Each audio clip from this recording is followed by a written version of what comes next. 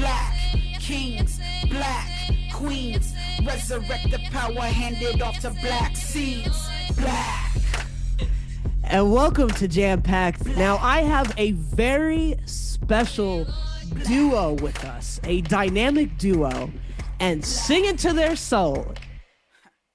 They are the band Mortasay, and they are the expression that reflects an eclectic indie electronic soul sound.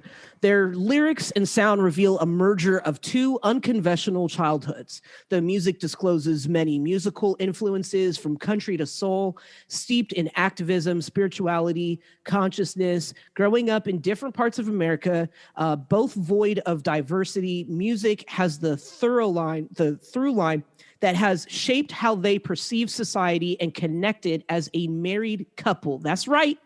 They are a dynamic duo. I did say that. So they are a married couple of 10 years.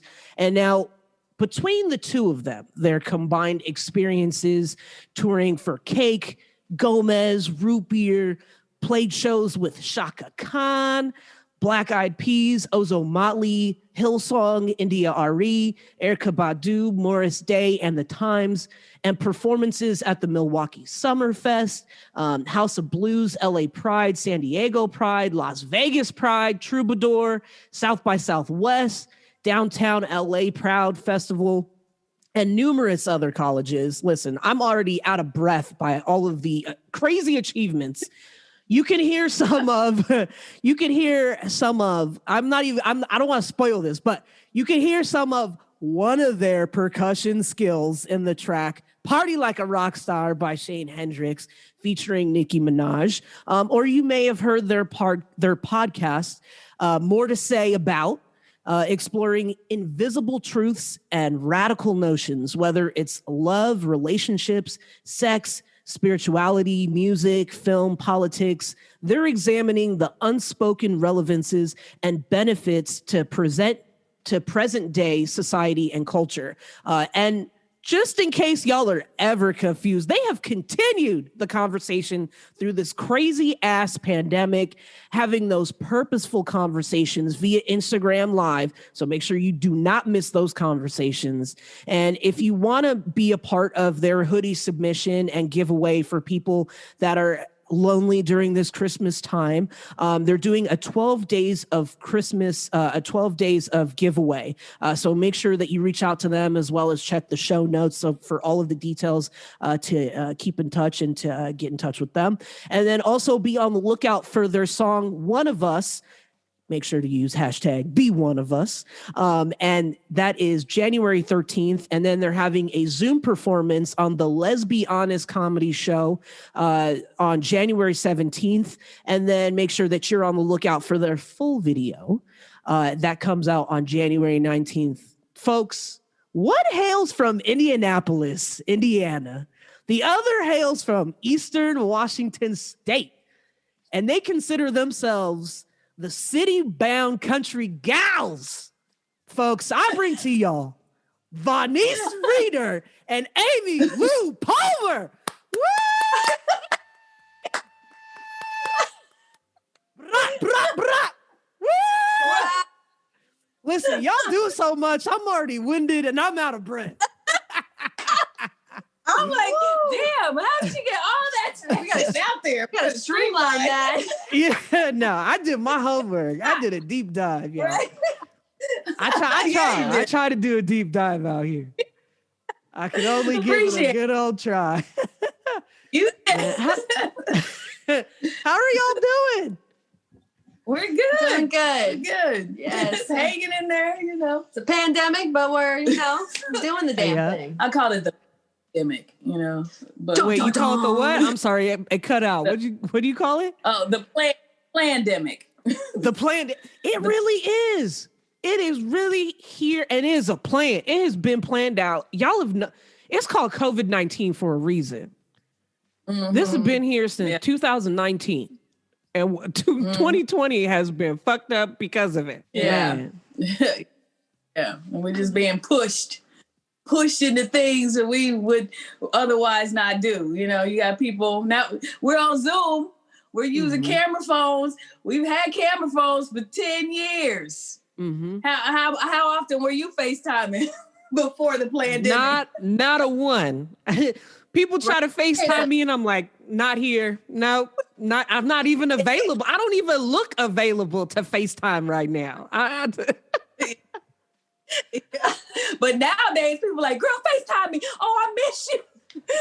Yeah. I'm like, my family tried to do some kind of Zoom family calls. And I was like, we don't even talk this much in real life. Y'all now want to be on Zoom like every Sunday? Where'd they do that? I was okay catching up on my stories on the TV in peace, chilling on my Sunday night. But y'all want to make it a whole event. I'm tired. I'm still tired from the... Right? Yeah, you swiping. It's your cousin, your third cousin from... Right, exactly.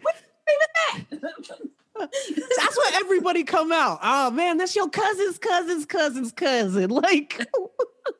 Right. Was I ever on your mind before 2020? No? Okay, cool. Exactly.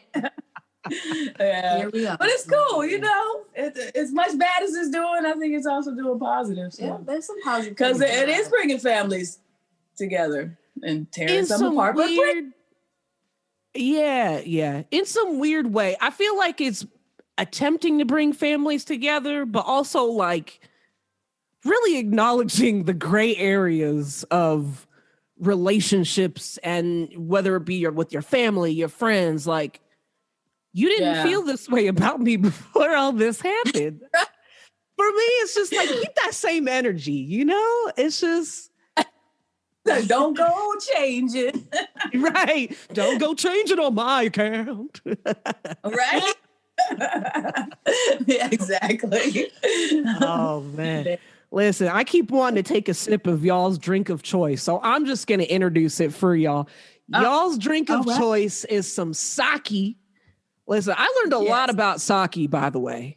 Didn't know that a majority of it is rice. If it's premium sake, I did not know that. I did not know that, but that is rice. That is rice. A little gluten-free action. So it's gluten-free, people. Yes. So cheers to that. Cheers. Yeah, cheers. And it's not just she's really gluten-free. It's not the fad thing. It's not the LA right. Not for the trending of it. It's a lifestyle. Right. Exactly. Yeah, we have to say that because she used to talk about gluten-free people before she got it. Sad. And all of a sudden, yeah, she broke out. And then we were like, oh, what is this? I had to eat my words. Yeah. Dang. People are having a bad reaction, so it has to be the processing. Because we've been eating bread for how long? Centuries. Yeah. Now people are, but yeah, that's true.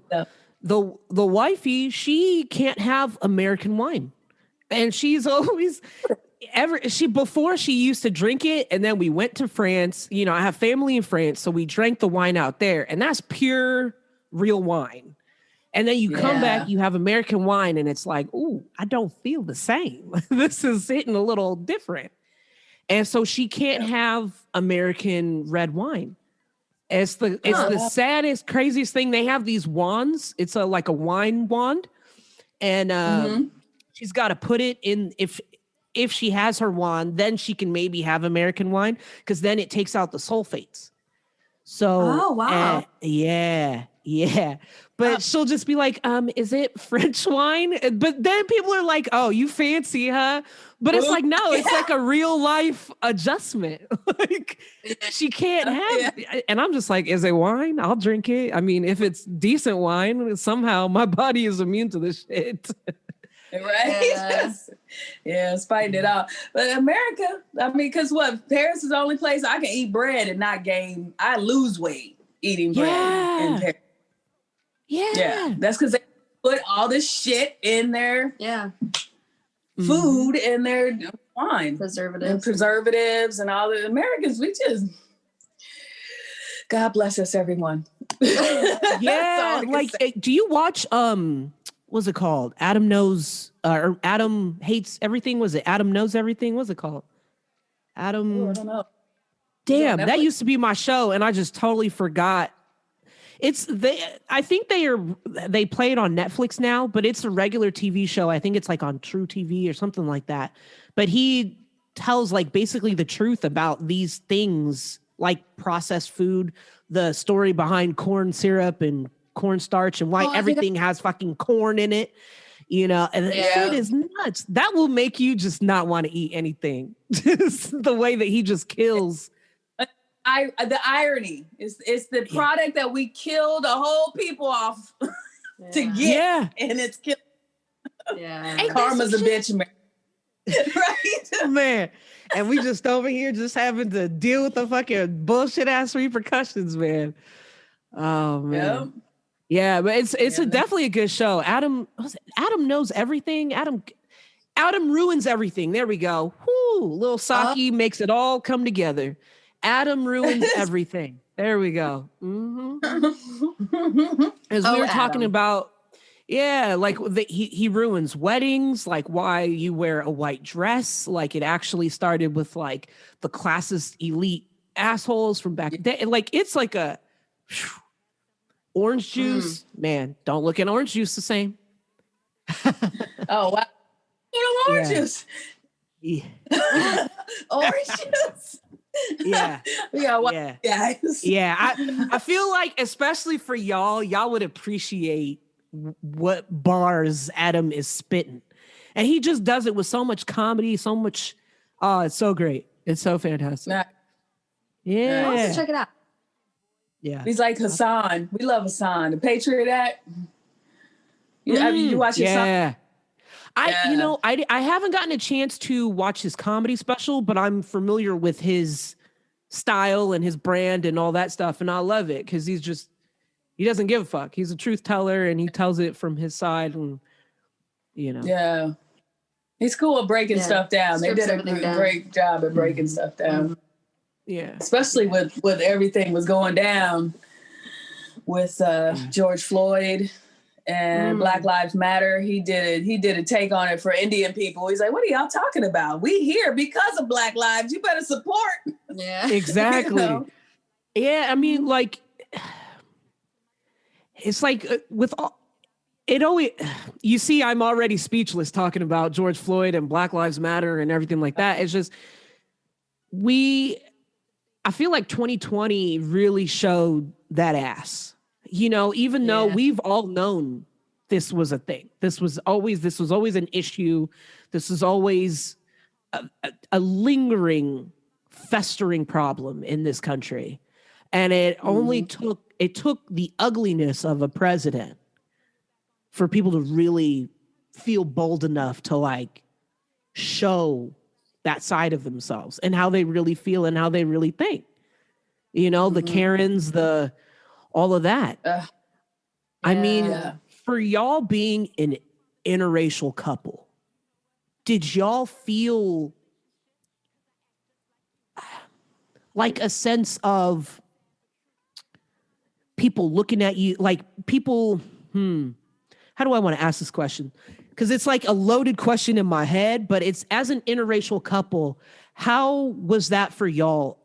Especially going to those rallies, because I feel like I saw some pictures of you guys like at the protests and all of that. Like, how was that for both of you, and especially for you, Amy, being the white woman in the interracial relationship? How was that for you? Well, like you said earlier, Vonyse and I have been together for 10 years, so we've had many a conversation about, you know, race relations and how she has learned to have to conduct herself in certain presences and, you know, things like that. We've talked about it. But one thing during this time that I learned, I think the most, is to just shut up and listen. That was the biggest thing, is I wanted to learn as much as I possibly could from not only my wife, but from the people around us. Everybody's story is similar, but everybody's story is also very different.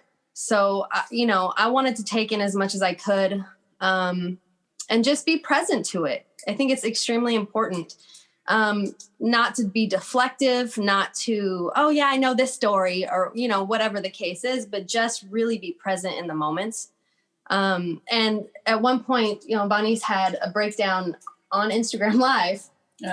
And I was sitting in the car with her when it happened. And it was like it just needed to come out. She needed that moment for healing for herself. She needed that moment to express the anxiety that she was having in the moment. And all I could do was just sit there and just listen and be there for her. I think that's the number one thing that I've found being the most important thing. Being present, listening, and you know, people call it empathy, but I like putting yourself in other people's shoes. I mean, that's what empathy is, but empathy is the word itself is so, is used so much, and like, yet it's used so little, you know what I mean? But really putting yourself in somebody else's shoes and knowing their story is what will change our system. It's the only thing that's going to change. You know, we have to be in this together. We have to choose that. And, you know, I am. I hope that answers your question. Absolutely. Yeah. No, I mean, because it's because I'm always curious, especially I'm always curious just in experiences and shoes that I don't know, you know, I'm not white. Right. So I don't know the white experience of being in an interracial relationship and having that responsibility for yourself, for your wife, as well as maybe your white counterparts, you know, maybe some of your friends that may not be on that same page as you. How do you speak to them, and how do you deal with them and try to get them to understand while trying to, I guess, maybe try to keep it respectful? That's to me. Mm-hmm. Yeah. Man, I feel like 2020 has been a lot of social media conversations for me. And that's both good and bad, but I feel like I've been able to dive into research a little bit more. I've been able to connect with people that I wouldn't otherwise have, like from my small hometown, where it was all predominantly white and Latino. They don't really understand my choices, both being gay and being in an interracial relationship. So it was a great chance for me to interact on a deeper level with some of these people that are out on the outskirts of my relationships. You know, they're not immediate friends. They're not people that know Vonyse really well. They're on the outskirts. These are the people that are screaming Black Lives Matter is Marxist. They're you know, they're the ones that are racists, you know. And I've been able to connect with these people and be like, look, we've been on the front lines. I'm not a Marxist. You know me. You know, my wife and I, we're good people too, you know, but we want to see justice. So I've been able to break it down because of my relationship with her. You know, like this is how it looks from the inside. Okay. Because y'all are seeing it from the outside, and you're casting judgments, you're casting your opinions, and you know nothing about what's going on. So let me give you some information and sending resources. Like we've talked about the book called White Fragility is a really great book. Just trying to pass on as much information as possible, but from a relationship perspective, not a judgmental one. Because people perceive things a lot of times, not out of just strict malice and hate. A lot of times it's because of how you're raised, what you're being fed, what your environment is. And the only way that's going to change is through relationships and connecting so that they know something else, something other. And that is really where I position myself this year, is like, I just want to be, not to quote scripture, but all things to all men. I want to be in a position where I can reach out to these people who are bigots and be like, look, let me break this down for you so you can see it different. And then you can make your decision. But I got to be that person who stands in the gap. And so that's kind of how I position myself, is just take the time. I have to take the time, because that's what I'm purposed for this year, is like taking the time to have these conversations with people and not being flippant, not being frustrated. Although, trust me, it has happened. I've been pissed off. I've thrown my phone across the room. You know, I'm deleting my account, you know, the whole bit. but in the long run, coming back and choosing to be loved, choosing to make change the best that I can. So, you know, and being in an interracial relationship has helped that, because I am on the inside to a certain extent. As a white girl, I will never, ever, ever know what it's like to be a Black woman. I'll never know what it's like to walk in your shoes. Yeah. Everything that she's gone through in life, she can tell me the stories and I can receive it, but I will never know what it's like to live it. So that truth is what I operate out of. I love that. Yeah. And with that, she's super true. I understand why they going 10 years strong, about to be 11 years in February. Okay. I see that. Okay. Right. I felt that. All the snaps, all the swirls. I felt that. That was beautiful. That was beautifully put, because it was almost like, so there's this interracial couple that I know. We go try to keep them nameless as best as possible until the sake hits. But, I almost felt like the white woman in the relationship wasn't acting quick enough. Like, it was almost like you're with a Black person and you are not, I'm not seeing anything from you. I haven't seen you at any rallies. I don't see you posting shit online, but maybe you're having these conversations with your family, or maybe you're afraid to have these conversations, so therefore not posting it online or doing anything. But I know activism comes in different forms. Yeah. For the folks that are still maybe that are in a relationship, they're still trying to maybe wrap their brains around how to proceed forward. How can you encourage them, or how can you help them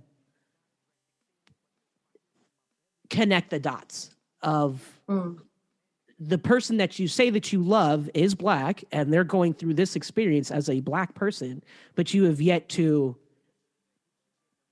be proactive in any way, shape, form, or fashion, Yeah. For either one of you. I don't know. Yeah, I don't know. I think she brought up white fragility, and for me, like, at first I was like, oh, white fragility, that's for white people, But I was like, read what they're reading, because what are you being told about, what's going on, and it brings up the fact that it's progressives that are the most dangerous, because they feel like, I've checked off the boxes. I have Black friends. I hired Black people. I went to Black protests. I'm done here. I'm not racist. Yeah. Yeah. And it's not deep diving into the history, into how we got to the mindset where we're at, and at first, I can speak for myself. A lot of shit came up around my Blackness. I'm like, I'm in an interracial relationship. This shit's going down. And, but for this one here, she's coming out like, oh yeah, I want you to hear this part. I'm listening to W.E.B. Du Bois. I want you to hear, I like this part. I think we should sample it. And she's like re-exposing me to some stuff I was exposed to in college. And I'm like, yeah, I appreciate that. I didn't even have to say, well, I don't think you care about my plight. You're not even interested. I didn't have to say anything. She took her own initiative and was like, I need to know more because we're doing this together. I want to have a good understanding. And I think that is important in all of this, because even the Black Lives Matter, this racial thing in America, it boils down to relationships. Yeah. We have all these unhealthy relationships out here, and you have a partner who's gaslighting you and won't own up to their shit. And you have bought into it, but it's not right, but then we're going to ignore it and act like there's no elephant in the room and think that that's going to fix it. Right. And now the elephant took over the whole house, and somebody has to say something. And so to be in a healthy relationship where you have a partner who's like, okay, look, I understand where you're coming from because I did some research, she can admit, look, I was wrong. The things that I said, they weren't founded in anything. She'll admit her faults. Then we can dive into how we can put healthier things in place. Right. To get through the next time it comes up, because it's going to come up again. That's life. Life is a journey of shit coming up. So that's the given. What's not given is how we react to that shit, who we become for each other. You know, so for you to learn that history and to know that it's not even 100 years that we're dealing with this PTSD. And we need to deal with it from an honest place. You know, when we get there, then, you know, we will be stronger as a society as far as I'm concerned. Like, And I feel like Bonnie summed it up, but I mean, if I was going to break it down a little bit more, I would say communication, which is basically what she mentioned. Communication is the number one key in any relationship, but I think in regards to the racial stuff that's been going on, it's everything. You know, it's important for me to find out, okay, how are you feeling? What's going on? You know, and there's sometimes, don't get me wrong, there's sometimes she doesn't want to talk about it. There's sometimes her mind's somewhere else or whatever the case is, but it's important to check in with each other and also asking what I can do. If there's anything, you know, like how I'm a bit of a hothead. Okay. So over the past 10 years, people think it's me, but no. It's not. It's me. What's your sign, Amy? Let's just get it over and done with now. What's your sign? She's a Taurus. I'm a Taurus. Get the bull. Okay. Yeah. Okay. Yeah. But that's I'm my a bit of mom. And so one of the number one conversations and huge growth opportunities in our relationship for me has been how I conduct myself when I'm angry. Not so much at home under our roof in the quiet of our, you know, but like outside in the real world, somebody cuts you off, how are you going to respond? Somebody, you know, flips the bird, gets out of their car, is acting angry. What do you do? She's taught me that I have to calm down, not just for myself, but for her, because I can put her in danger. And so that's a conversation that we've been having to have over the past 10 years is, okay, Amy, look, when you jumped out of the car yelling at that guy, he could have had a gun or the cops could have come, and who's going to get in trouble? Yeah. Well, I'm referring to specific that's how you're incidences. taking that specific incident. No, my there's many problem was the incidences. dude was on my side of the car No. acting like he had a gun. She jumps out of the passenger side, but right at that time, I was like, you know what? I can turn to the right and get away from this guy and drive away. But when I see her, she's out the car, I can't move. So where I am, Okay, his reaction, I have to deal with that. It wasn't necessarily the police gonna come and they gonna get the black woman. No, she's referring although to that one. could happen too. She's referring to one specific incident. I'm referring to as a whole. Like Okay. I have to be careful how I conduct myself to not get her into a situation that she shouldn't be in the first place, that we've tried to avoid, that we don't want any part of. And so thank you for setting the record Whatever. right. Love. I have to conduct myself also with her in mind. And with anybody. I mean, you're right. And I appreciate it. I'm just being a stickler. I'm a Scorpio. And Okay. All right. I see what's going on. Okay. I got you. But I just think in any situation, you have to choose your battles. One, not everything is worth a fight.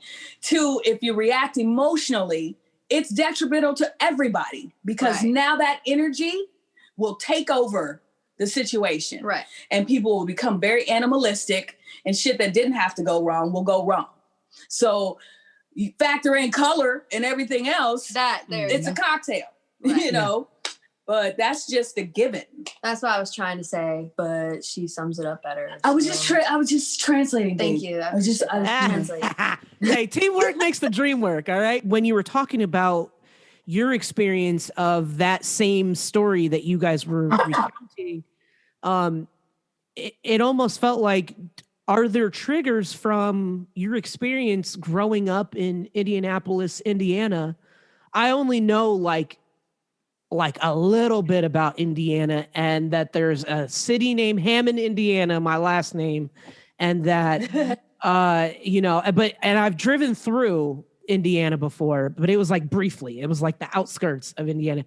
But growing up in Indiana for you as being a Black lesbian, like what were some of the challenges for you? I know it was a small town, not only being a queer woman, but being a Black woman. Like, how did you maneuver in like a racist environment? Interesting. Well, as a child, you don't really know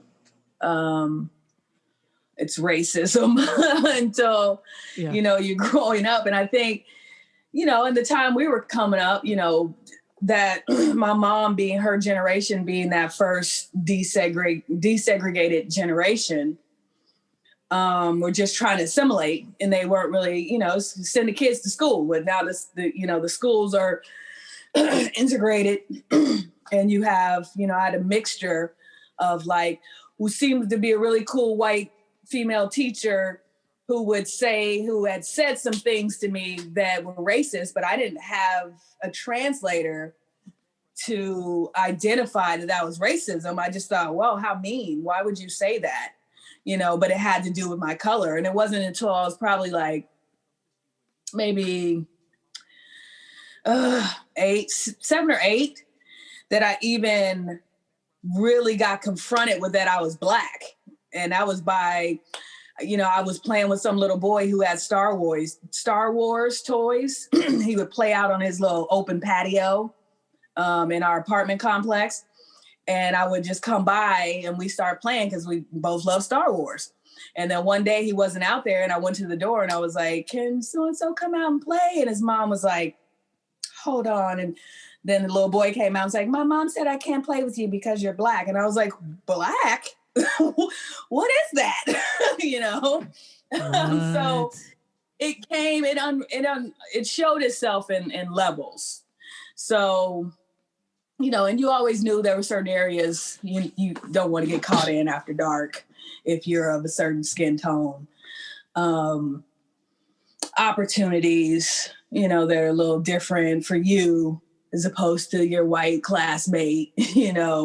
We were supposed to act a certain way, getting called to the principal's office because you're one of 3 Black girls that could have been causing trouble, but we all look alike. So let's put them in the lineup, that type of stuff. So I was scarred by Indiana, in a sense, but I never really fit there. So it wasn't, I just knew there was another mentality. And that's mostly because of my mom. Like, she sent me out to California at an early age, and then we went back to Indiana. So I was almost like, hey, y'all, like talking to slaves, like, there's people out there free. Mm-hmm. They go to the beach, we's freeze, right? Yeah.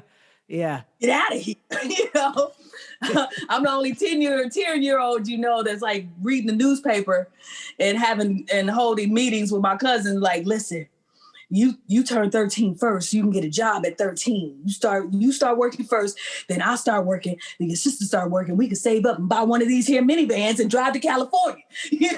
We gonna get free. But you encountered racism differently in California. Yeah. It was still there, right? Yeah, the racism in California was definitely more subdued. So I ended up feeling crazier. Like, it's not like this all over the world, and which is reflected in our music, is how I have been healing myself, is through music, learning how to translate my emotions through sounds and through, words. And, for a while it wasn't, I wasn't doing R&B or hip hop or, a straight genre. So it was like, oh, it didn't fit. Nobody want to hear that. Not in that way. But I could not let that go because I felt like I had to be the voice of people that I knew were having a different experience in this country. But I'm out in California and they're like, this ain't it. You better write a pop song, girl. We can get on, And I was like, I don't know if I want to be on like that. I'm like, it's like Harriet Tubman, like, I'm telling y'all, there's some slaves out there. that's not that's the full nature of their being. But yeah, there's a limitation, and it's a veiled limitation that got exposed on a major level this year. And I don't know if I answered your question. I was just start going into. It's when you speak about that, it almost reminds me of when I used to have to go to Memphis for work for my regular 9-to-5 job.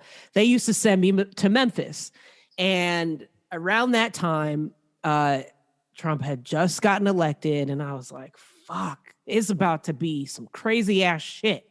And I'm like, "Why do y'all keep sending the black lesbian to Memphis?" First of all. Because I don't take too kindly to motherfuckers telling me what to do. And, and I was dealing with like with elderly black folks at that. So I got elderly black folks. So they homophobic, want the women to listen to everything that they're, telling them to do. I had an old man put his finger in my face, and I was like, see, I'm going to need a witness right now because I'm about to give this old man the 2-piece real quick. And then, but it just reminded me of feeling just so out of place, and just how different the racism is when it's California versus when you're in the South or you're in Indiana or, man, I've been in South Dakota or North Dakota, and this is back in my band day. I wasn't in the band. I don't have that much talent, but I was like the road manager, PR, marketing, promotions person, but I was on the road with them. So, and I want to talk about road life with y'all shortly, but we were the only black folks, and it was like 3 black guys, 3 white guys in the band.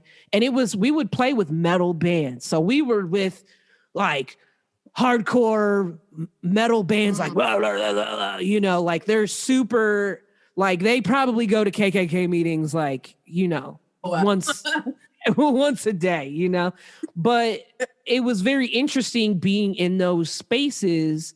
And at that time, I wasn't even out yet. I can't imagine what the experience was to be out and to be in that space.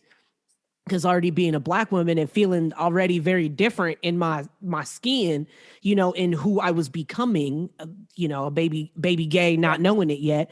But like, you go through these experiences in these different towns, and the racism feels very, very different. And it's almost like black folks don't know, we free, right? Like, you don't have to deal with this shit, right? Right. That part. Yeah. But like when you what's that? Oh, go ahead. Go ahead. I'm sorry. Oh no, I was just gonna say it. Zoom delay is Zoom delay. You say it first. You say yours first. You go first. No, I was just gonna say, with the film that you had worked on, Being Less is, more of a autobiographical look at coming to terms with spirituality and same-sex love in today's age of social media. But in 2018, you actually won the Outfest Fusion 1 Minute movie contest for your film Speaking Truth. And that was a deep and relatable 1 minute. Coming from Indiana, how was your coming out experience, and how was that character essentially a glimpse into your journey? And was that a character? Damn, you got me. Welcome to JAMPACKED. Right? Speaking truth with Tamara, right? Yeah. In the Jewish script. Yeah. I was like, I can't even remember my movies. It really didn't reflect me per se. It was just meant to be like that awkward look, like you said, racism is different all over the country. Mm-hmm. I think people's coming out is different all over the country. And the only way it kind of reflected me is that I realized it took me a while to realize or reclaim myself, and that people forced me to come out. They were like, it happened in college where I just so happened was fooling around with this girl after I had half-ass broke up with this guy. And he kind of duped me with a bunch of other girls, and they were like sitting in the room next to ours listening to us make out. And then I come out and our other friends who have been hanging out with us the whole time come to me and they're like, you gay? Like, you've been with us the whole time. You didn't know we were fooling around. And so, but when she asked that, I was like, damn, okay. Do I need to put a label on it? I don't even know. Like, she needed the answer. Yeah, they needed. I realized these labels are for other people. They're not for me because I know I'm going to be evolving and changing. And I'm a people person. I'm a vibration. If I don't have a connection with you, I don't have a connection with you. And I'm not attracted, and I'm not gonna pursue it. I'm not gonna fake it. But if it's there, male, female, whatever, nah, I take that whatever back. Male or female, and that is no hate for transgender or anybody else. For me, my mental state might not be able to share, but I won't know unless that happens. Anyway, it can happen now. And sucky. Yeah, and sucky. And speaking of, because the conversation has been so good, we haven't even introduced the game yet. I'm just having good fucking conversation. I'm just loving it. But we're gonna play Storytime. Okay. So basically, we're putting together a story. We each get one word. So we're going throughout the alphabet, the letters of the alphabet. So we're using the letters of the alphabet to put together a story. So, but you only get one word. And so we're going to go one at a time, putting together a story. So if I have A and you have B, you might say butterfly. The next person might say catch, and then D, and then so on. So we're putting together a story using the letters of the alphabet. But the word has to start with that letter of the alphabet. Okay. So make sense? With that letter, you take a drink. Is that what? So if you can't think of a word, fast enough, you got to take a drink. Okay. And if you mess up the alphabet, I guess you also have to take a drink. Okay. I messed up the alphabet last episode, and I was like, I'm just gonna drink because that was terrible. That was a terrible mistake I made. Okay. Oh man, so it's gonna be kind of quick. So we'll keep a little regular pace. We won't go spit fire, but we're gonna keep a regular pace. So if you need to take an extra beat, got to take a drink, and then it's gonna go to the next person. Okay. So who's starting? Yeah, who starts? You start. You start. Okay.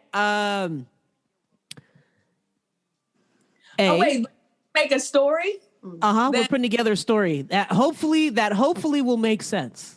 Okay. Yeah. And every once in a while, I'll try to give you a recap of where we are so that we could continue a beautiful story. Y'all are storytellers in your music, and what y'all do. So I guess I will kick it off. So I'll take a apple.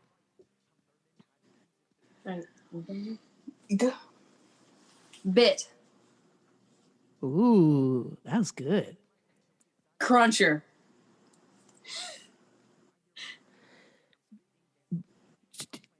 I'm gonna take a drink. Damn. I thought you were gonna say digital. Well, I'm trying to we trying to make a sentence that makes sense, but so far we have apple bit cruncher. Yeah. Apple bit. And then so Amy, you have D. If I had to drink. Yeah. Dog. But how's that go with apple bit cruncher, dog? The dog bit the apple and crunched it. Apple bit cruncher, dog.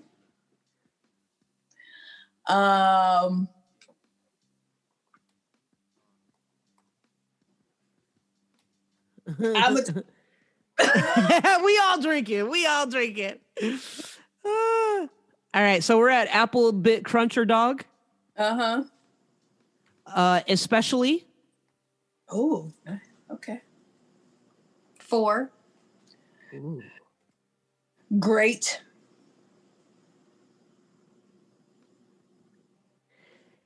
History. Incorporating. Ooh. Jam. Cruncher. Great history. Incorporated. Jam. Okay, is jam too out there? No, I mean it works. So right now we're at Apple Bit Cruncher Dog, especially for great history incorporating jam. Killing. Oh, all right. Killing. Yeah. Lineage. Wow. Millennium. Lineage millennium? Okay, give me another one. Lineage. Drake! Drink it up. I gotta pour some more on my cup.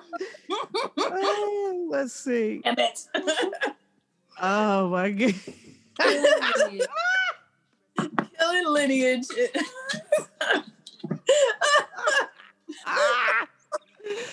Oh my god, that's amazing. I'll say more. Killing lineage more? Or are we sticking with millennium? No, more. Yeah, okay. More. Okay. So right now we're at Apple Bit Cruncher Dog, especially for great history, incorporating jam killing lineage more. Whoa.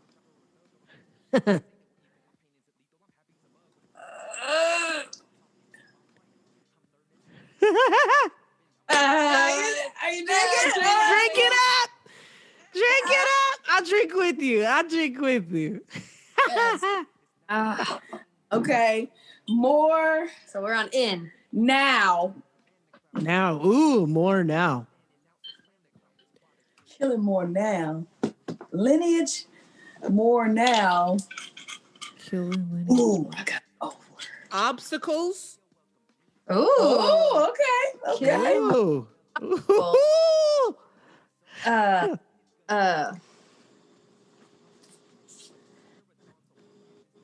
Perforated. Perforated. Obstacles perforated? Okay. Okay.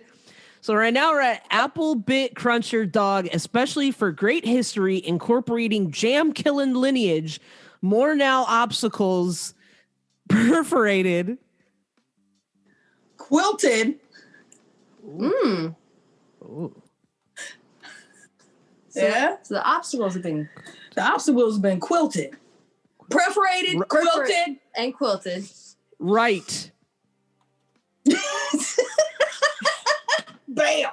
boom, Right. yeah, wilted, Right. Stirring.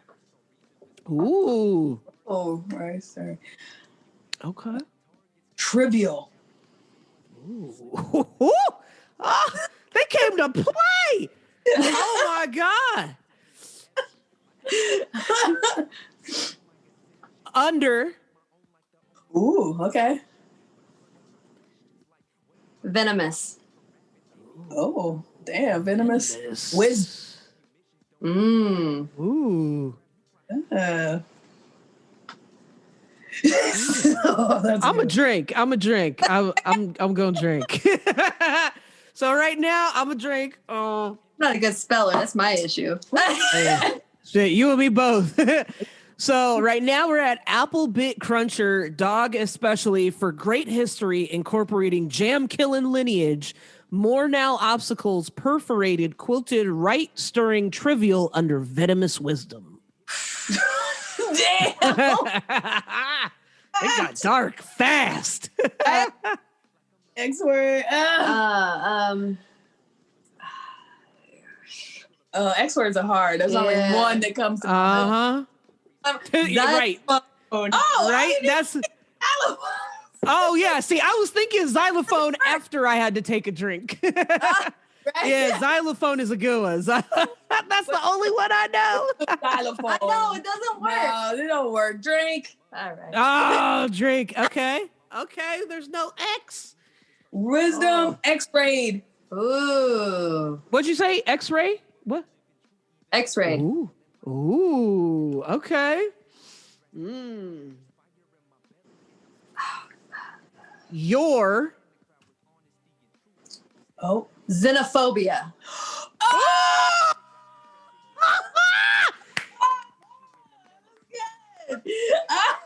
Oh! All right. they came to play. Yes. Oh, Yes. Cheers to that. Yes. yes. Damn, that was tough. Oh, that was beautiful. Wow. I love it. Wow. I freaking love that. Okay. Phobia. For the recap. Y'all ready for the recap? Yep. All right.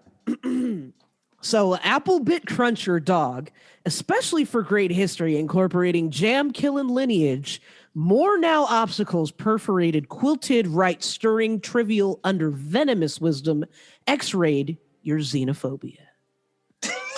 Oh, wow. Oh. Boom! Yes! Yes! I love it. X-ray your xenophobia. Yeah, that was X-ray your right. X-ray your xenophobia though, cuz. She's looking, she's Googling it. Xenophobia. Hold on. It actually starts with an X. Oh, does it? Oh, I have this story. Oh, man. We all got a drink. Perfect though. Oh, that sounded good. Wow, we all got a drink on that one. Yeah. Oh, man. So we need another Z. We need a different Z. Vonyse, take us home. Bring us a Z. Give us a Z. X-ray your... I mean, I got one, but it's easy. What? Zebra? No. If you pass it, I'm passing. Wisdom X-rayed your... Damn, you almost had it though. That was tight. I know, that was super tight. We both were like, Right? Killed it! The super slow motion. Oh, I got it. Oh, now What you got? What you got?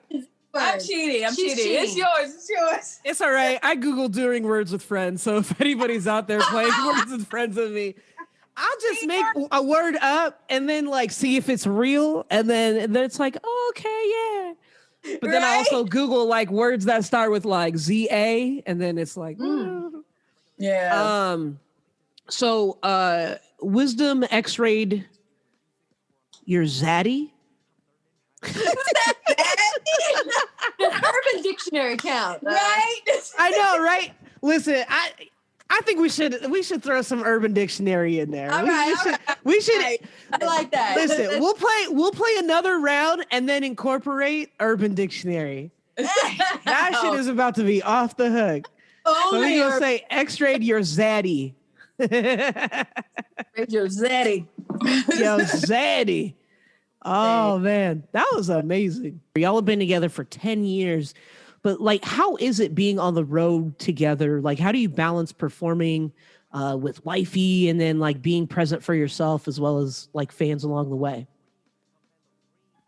Wait, being present for yourself and fans along. Mm-hmm. When you're like on the road, when you're touring. It's a great question. Yeah. Well, I mean, it's hard to answer because, you know, with COVID or whatever, we didn't like fully get out. But when we have been out together, I don't know, we have a weird dynamic. Like we have this whole buildup thing when we have things going on. There's a I think we both kind of get tense before anything's supposed to go down. So we're like a big show or big show. Yeah. like So we're real event. snappy at each other and like resistant and like, it's not gonna work anyway. We have a little, just that conflict that comes up because our nerves are like worked up. Yeah. But then once we get into any situation, where be it music, because we also film together, once we're on the job, everything is just really like we just fall really into place well with each other. Mm-hmm. Like it's actually a blessing because I've had relationships, obviously other relationships, and not to compare, but what we have is like very uniquely interlocked. Yeah, we like operate well together. We operate really well. And even if there's friction before, we will pull it together and like just get the job done. And it's a beautiful thing. And I think we both have our own little like lives, like all her Facebook stuff and the stuff she does on Facebook. Like I hear about it like way, like I have to go in and be like, what you writing, girl? Let me see what, like she has her own world going on, her stuff, and I have my own girl, we come together for certain things. It just really is, it's really quite effortless. Yeah. So I'm really grateful for that because.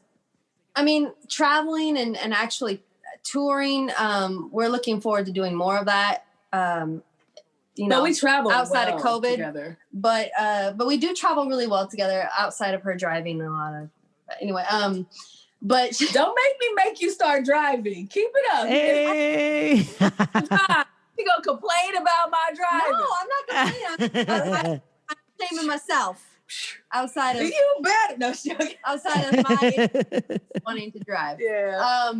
But no, we do really well together on the road. Yeah. Not to sound cliche, but we're best friends. You know what I mean? Yeah. Like we like each other, so we get along really well. There's not a lot of fighting unless, it's that time of the month or, the stress is really intense about something, then we can kind of get a little, knock heads.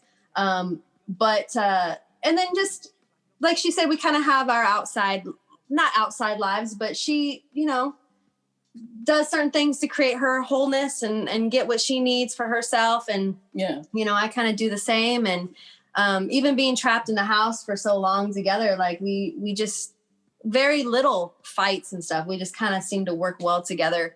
And then with fans, I think it just kind of plays out. We're seen as a duo, like you mentioned earlier. So I feel like we're typically in it together, when we're talking with people related, and Well, I mean, for me though too, it's like I used to like some of the shows in our bio and stuff. They're the different things that we did together. We just kind of combined, and because I used to be a solo artist, and like I wanted to be more about the music. So when we talk to people, I really prefer us talk about it because we spent a decade cultivating each other's likes. Like we listen to each other's, like she'll play the music that she loves. Like she came out of, church background. So we'll listen to, Hillsong music and, I get an idea of what she's hearing and what is in her DNA from what she's gathered over the years.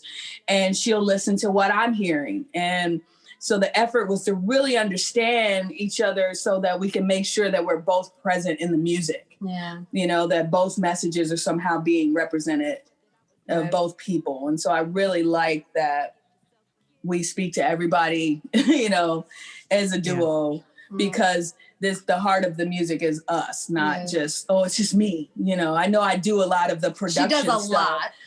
Sure. A lot. But I'm translating. Because my background's graphic design and marketing and multimedia. And so, you work for people. I'm there as a tool, like to translate your idea. So in this instance, I get to translate me and translate her into it. And then she puts herself on it.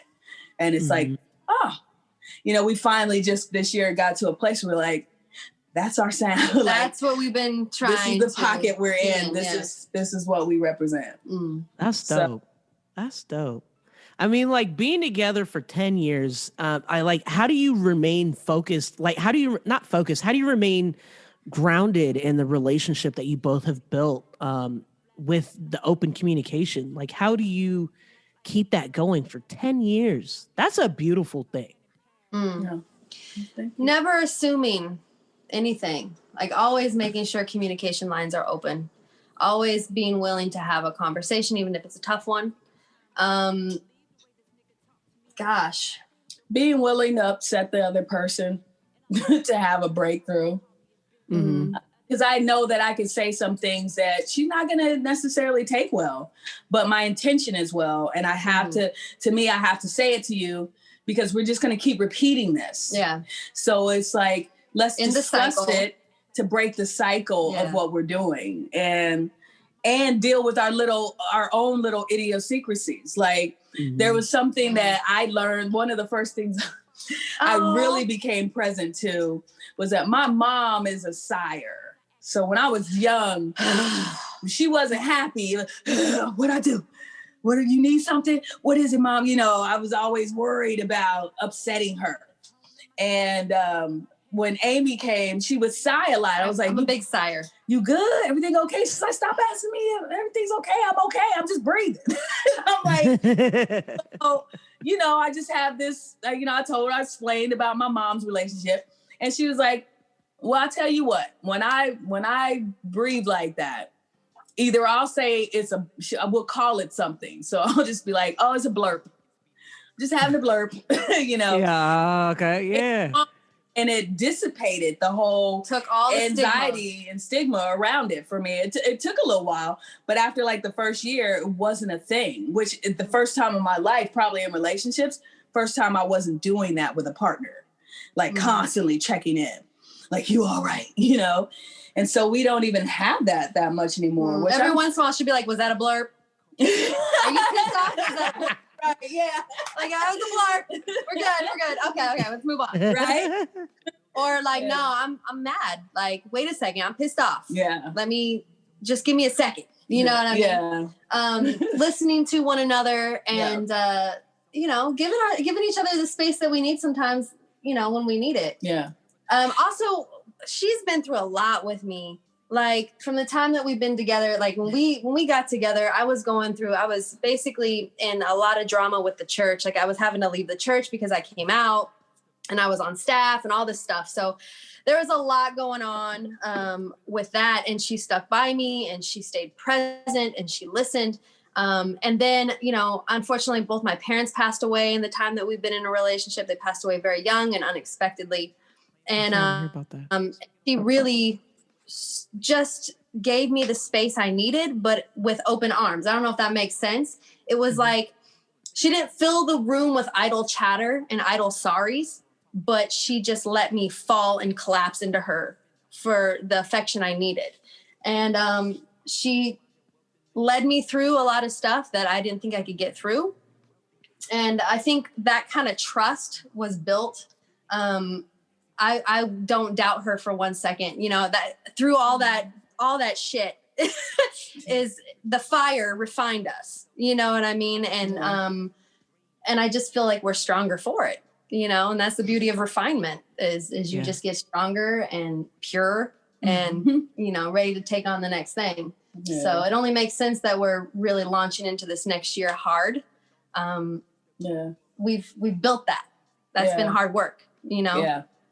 So, and love language is important. Oh, love language. I've been learning a lot about love languages and how they change.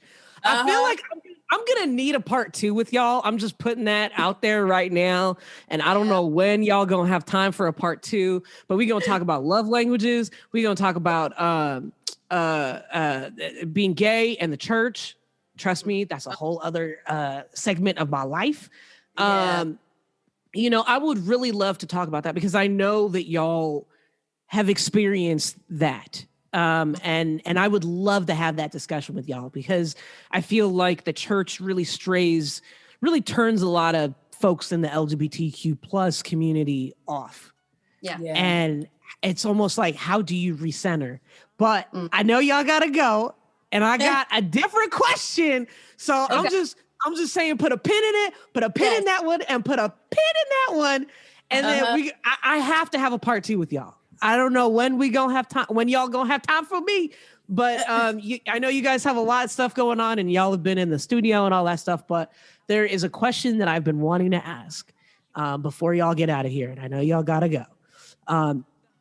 Vonyse, once upon a time, you played the same stage with your inspiration, the icon, the legend, Chaka Kahn.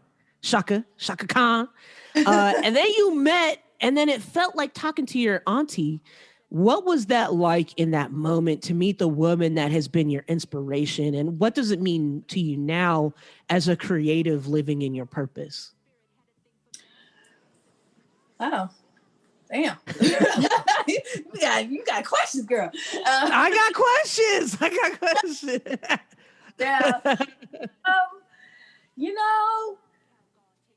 It was very nerve-wracking because obviously it's Chaka, and but she was just very down to earth. It was just like, girl, baby, come on, did you get some greens? You want some? She was a little tipsy too, so it didn't make it hard. And it was just, it was surreal. And I remember because I performed right before. Who's I performing? Oh, Vivian Green at the time. I think it was me, Vivian Green, and then Chaka went on. And I just remember some people out in the audience, and they was like, I hope she don't change. Black people, I hope she don't get a big head. Don't forget about us little people. Yeah. And I was like, why would you think that? I just remember hearing that. But it was cool. It has been inspired. And in fact, that you asked that, we just watched a new video last night that she did with B. Slade. I don't know if you're familiar with him. He's a guy that, we have mutual acquaintances. He's this vocal, and he's an incredible singer, honestly. But he was in the church, very heavily gospel background. He was killing the gospel genre. Then he came out and everything shifted. And but he's been working with Chaka, and they have a new song out, and we just watched it. And it was just like seeing her, even after all this time, like having met her, and she looks like the same woman, and she's the personality, just Chaka, but she's older and she's still doing the damn thing.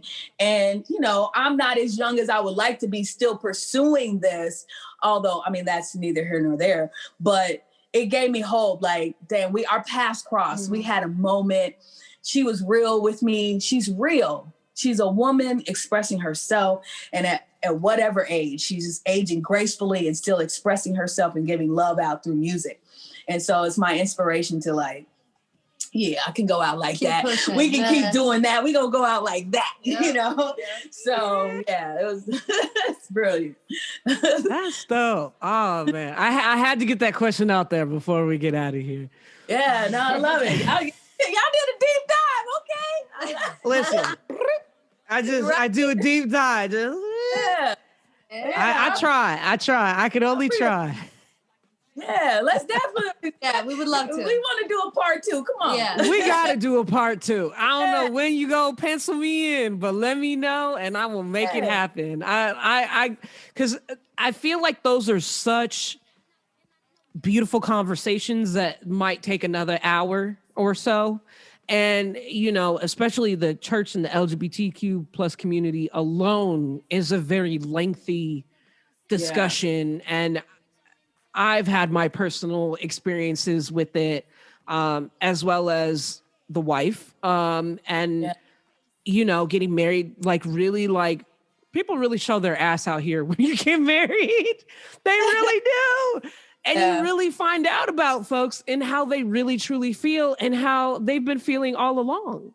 And so it's just, for me, it's just like, again, keep that same energy. If you didn't like me because of religious reasons, let's call it what it is. I'll respect you for that. But don't change it up because we got married and it's like a whole other program. And then it's like, this is the remix to the remix to the remix of the Bible. It's just, it's a whole other thing. But we have to put that in the book. So y'all let me know. But usually we end the show with words of wisdom. What would be y'all's words of wisdom before we get out of here? Yeah, word of wisdom. Well, I think I'm going to piggyback what I said earlier about refinement. Like, this year has been off the charts for every person I've met, every person I've talked to. It has been some of the hardest times. And I think remaining grateful during this time for the things that you have, even if all you can count are the very tiniest, smallest things, staying grateful and allowing this time to refine who you are. So, I need to get better at talking to family and keeping in contact with my other relatives. This is that time. This is the time for that challenge for me. It couldn't have come at a better time, so just allow yourselves to be refined and keep pushing forward, because what comes from the refining fire is purified gold and stronger metal. So push forward. I like that. I would just say, don't be hard on yourself. Allow yourself to grow and change. You're allowed to change. You're allowed to change. And there's nothing wrong with that. You don't have to, I know we want to label stuff, LGBTQ or, who I'm this. And it's like, just be you. Be okay with just being you, because it's really about the journey. It's not about the destination. It's not about the box you're in. It's not about just enjoy the journey and be you, and don't be so hard on yourself. You'll waste a lot of time being hard on yourself. Yeah, for real. That's wasted energy right there. That's wasted energy for real. But those are beautiful words of wisdom right there. I love it. Thank y'all so much. I really appreciate it. And thank you for taking the time. I know y'all got to run. Yeah, I appreciate it. More to say. I always got more to say. Boom. Thank you, ladies, so much. I appreciate y'all. Thank you too. Tell wifey we said hey. Yes. I mean, I will definitely. I'll let wifey know. My wife. Look at you, got married. Feels good. I know. Listen, fuck around in quarantine, get married out here, okay? You make sure it was on both hands. Wow, damn. Which hand you looking at? Which hand you looking at? We out here. Right on. This one, it actually has the the latitude, like the longitude and latitude inscribed inside, like where we actually changed our vows. So. Whoa, yeah, nice. She's a little low key romantic. She's Gemini. A low key. Low key. The middle of it. Okay. Beautiful. Oh, now I got to engrave a ring. I'm sorry. Listen, I got your digits. We gonna text. We gonna have a thread.